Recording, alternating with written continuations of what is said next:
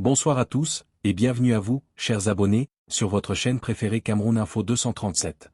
C'est un réel plaisir de vous retrouver pour ce nouveau numéro au cœur de l'actualité brûlante de notre pays. Aujourd'hui, nous plongeons dans les couloirs feutrés du Palais de l'Unité. Le titre qui barre la une de tous les journaux et qui enflamme les réseaux sociaux est sans équivoque, Chantal Biya et Ferdinand Ngo surpris dans une position délicate. Mais de quoi s'agit-il réellement? S'agit-il d'un simple incident de palais, d'un tournant politique majeur ou d'une manœuvre de déstabilisation à l'approche du remaniement ministériel de 2026? Dans ce reportage exclusif, nous allons décortiquer pour vous les dessous de cette affaire, analyser les jeux d'influence entre les différents clans du pouvoir et voir comment tout cela impacte le quotidien des Camerounais, de Douala à Garoua. Nous avons mené l'enquête pour vous donner des détails que vous ne verrez nulle part ailleurs. Mais avant d'entrer dans le vif du sujet, si vous appréciez notre travail d'investigation et que vous voulez soutenir une information libre et vérifiée, donnez-nous un petit pouce bleu dès maintenant. C'est notre plus grande force pour continuer. Et si ce n'est pas encore fait, abonnez-vous et activez la cloche de notification pour rester scotché et ne rien manquer de nos prochaines mises à jour. C'est bon? Vous êtes prêts? Alors, on commence tout de suite. Yaoundé, janvier 2026. Alors que les lampions de la fête de fin d'année s'éteignent à peine sur les collines de Yaoundé, une onde de choc fait vibrer les murs épais du palais d'Etoudi. Entre rumeurs de couloirs et enjeux de succession, le couple de fer formé par la première dame, Chantal Biya, et le ministre d'État, secrétaire général de la présidence, SGPR, Ferdinand Ngo, se retrouve au cœur d'une tempête politique sans précédent. L'alliance de fer face au mur des critiques. Depuis des années, le duo Chantal Biya et Ferdinand Ngo est perçu comme le véritable centre névralgique du pouvoir exécutif. Mais en ce début d'année 2026, la position est devenue délicate. Pourquoi? Parce que le pays attend fiévreusement le remaniement ministériel promis par le chef de l'État lors de son discours du 31 décembre. Dans les taxis de Douala comme dans les tournes d'eau de Yaoundé, le constat est le même, on ne sait plus qui signe quoi, lance un usager du quartier Mokolo.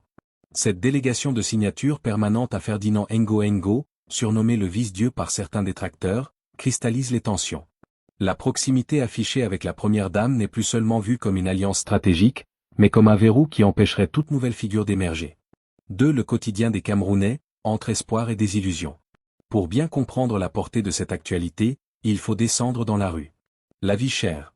Tandis que les intrigues de palais occupent les salons feutrés, la ménagère camerounaise se bat contre le prix du sac de riz et de l'huile. L'exemple du marché. À l'entrée du marché central, une vendeuse de plantains s'exclame « Ils se battent pour les chaises là-bas en haut, mais ici le courant coupe toujours et la route est gâtée. » Cette déconnexion entre les luttes de pouvoir, le clan Ngo contre le clan Mvondo Ayolo, et la réalité du bas peuple crée un climat d'instabilité.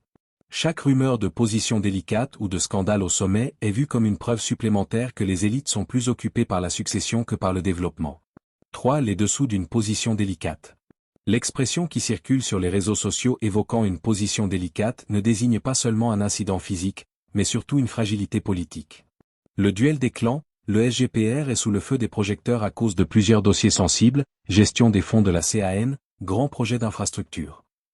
L'arbitrage de Chantal Biya, la première dame, véritable garante de l'équilibre au palais, se retrouve à devoir protéger ses alliés tout en préservant l'image du président de la République, Paul Biya, réélu en octobre 2025.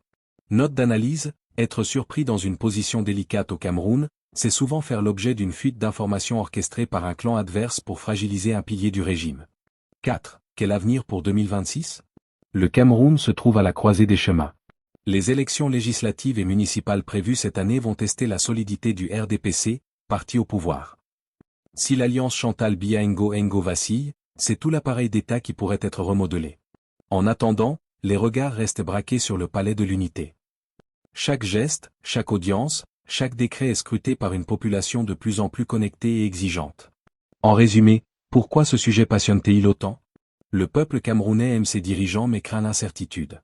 Voir les figures les plus puissantes du pays en difficulté alimente à la fois les fantasmes et les inquiétudes sur la transition à venir.